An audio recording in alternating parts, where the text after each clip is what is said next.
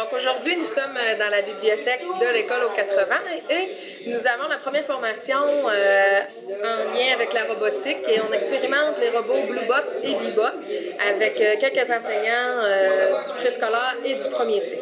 Donc présentement, ce qui se passe, c'est que nos enseignants testent les robots avec différents défis qu'on leur a demandé de relever. Puis on va faire un échange d'activités par la suite pour explorer les différentes ressources qui vont être utilisées par nos enseignants lors des activités dans leur classe. On voulait aussi, par cette journée, rassurer les enseignants avec l'arrivée des robots dans les classes, justement, susciter leur intérêt puis leur mettre en évidence les liens qu'ils vont pouvoir faire avec leur programme de formation et toutes les compétences qu'ils vont pouvoir travailler avec ces robots. Donc, les activités qu'on a présentées à nos enseignants aujourd'hui, la première activité, travailler surtout le repérage spatial.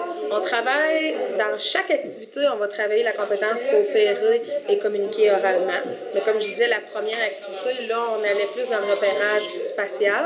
Donc, le robot doit se déplacer pour se rendre d'objet en objet selon des courts défis qu'on a donnés à nos enseignants.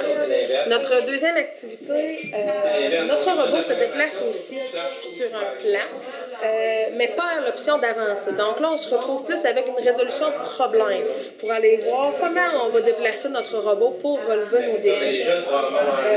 La troisième activité qu'on proposait, c'était la création de défis. On veut que notre robot Bluebot explore une planète, donc on veut qu'il nous aide à décrire notre planète.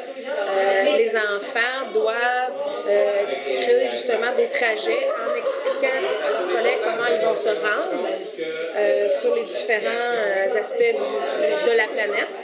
Donc, ils devaient aussi compléter une phrase. Donc, on allait travailler la compétence écrire aussi.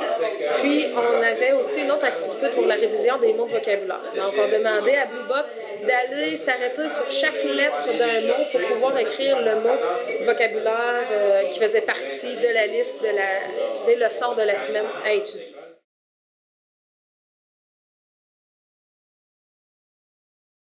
Ben moi, je trouve que c'est super dynamique. Les enfants vont tout de suite accrocher au fait que c'est un petit robot. Nous, ben moi et Marie avons parlé déjà de l'utiliser en conscience phono, peut-être de mélanger nos classes de temps en temps, soit de travailler les rimes ou juste de trouver la lettre du jour parmi les autres lettres de l'alphabet.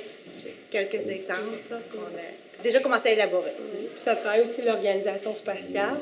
Donc, les mathématiques aussi rentrent en ligne de compte. Puis ce qui est fun, c'est que c'est aussi un aspect technologique. Donc, ça fait...